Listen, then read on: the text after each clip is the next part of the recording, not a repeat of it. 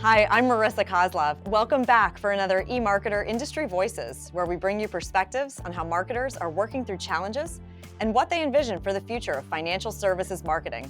Joining me today is Frederique Covington Corbett, SVP and Chief Global Brand and Integrated Marketing Officer at Visa. Freddie, nice to have you here. Thank you so much for having me, Marissa. It's great to be with you. Freddie, during the opening ceremonies at the Summer Olympics, Visa reintroduced itself to the world with the Meet Visa campaign. Tell us more about the global brand refresh and why now? Well, in a nutshell, our business was evolving and we needed to make sure that people knew what we were doing, who we were, and what value we could provide to them. So that's the net summary. There were also three underlying reasons for us wanting to have people re-meet us again. The first was that people didn't really understand who we were. Most people think that we are a credit card company. They do not understand that we are a network working for everyone. The second reason is, as I said, our business is expanding. We are doing so much more than providing a consumer payments. We're now involved in financial flows, offering B2B payments, cryptocurrency, fintechs, remittances, as well as value added services like consulting and risk. So we really needed to expand the aperture in line with how our business is transforming. And the third reason is we really wanted to tap into purpose.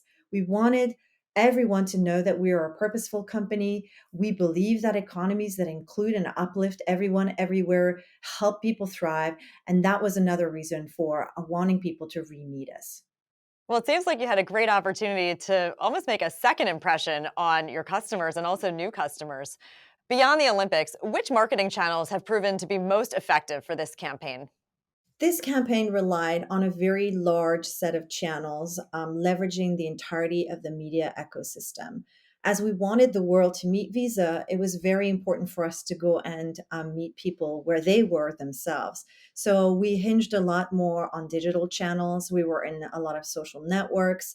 We leveraged the news environments. Most of our assets were delivered actually through digital and through programmatic. So, whilst you may have seen some of our traditional films during the Olympic moment and perhaps on television, those assets were also recut and delivered in smaller formats in digital. We also had a whole suite of what we call reason to believe films that were running pretty much exclusively on YouTube and other digital film supporting channels. Well, let's now talk about payments. I believe that that's something Visa knows very, very well. That space is accelerating. And earlier in our conversation, you brought up cryptocurrencies and digital wallets. How will these play a role in consumer purchases moving forward? Our founder, D Hawk, always asked, what if money could become fully electronic? That was his vision from the beginning. And while people have experienced us primarily through what we call this credential, which is a card issued by banks so that they can get onto our network through sort of this almost portal, right? What we see is that in the future, we're going to have the opportunity to issue different kinds of credentials that are going to be a lot more digital in nature. It's important to remember that things are changing really quickly, but still the majority of the world remains cash based. We see that there's a huge behavioral change happening, most prominently with Gen Z and millennials. A recent survey found that 55% of the 18 to 34-year-olds in the US intend to buy Bitcoin in the next 5 years. I mean, that's incredible. That's, more than half are completely changing their payment habits. We want to look ahead. We want to make major momentum with where we see the space going and use the global network that we've established as this infrastructure that can hold a lot of the innovations that are coming today. Buy now, pay later is also growing in popularity. We're seeing more brands and retailers offering this type of flexibility for consumers. Visa just launched its own buy now, pay later solution called Visa Installments. How is the company positioning this new offering?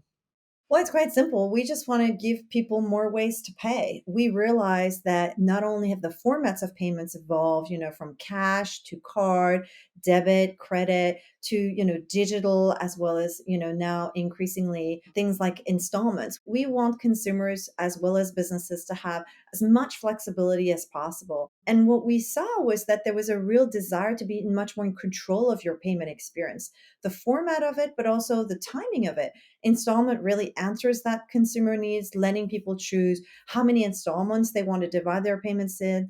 And it's also highly digital. and happens online and gives people a great amount of control over their payment experience. Well, let's end today with a lightning round. In 30 seconds, tell me 3 things that we can expect to see from Visa in 2022. I think in 2022, you're going to see Visa take a lot more of an aggressive position in everything crypto.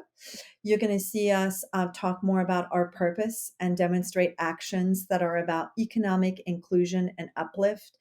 And third, I think you're going to see Visa continue to lead in all things related to values and people. I think our leadership is exemplary when it comes to thinking about the well being of our people. And I think we're going to be a best in class company to show others how to do that.